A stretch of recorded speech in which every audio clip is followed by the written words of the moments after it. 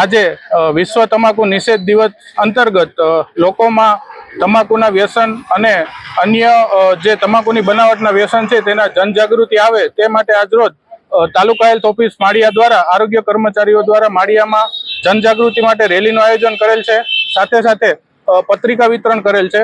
હાલ યુવાનોમાં વધતા વ્યસનોને કારણે લોકો જે વ્યસનોનું પ્રમાણ વધી રહ્યું છે તેને ઓછું કરવા માટે લોકોમાં જાગૃતિ આવે તે જ હેતુથી આજરોજ વિશ્વ તમાકુ નિષેધ દિવસની ઉજવણી કરવા માટે આરોગ્ય કર્મચારીઓ દ્વારા ઝુંબેશ ચલાવવામાં આવી છે।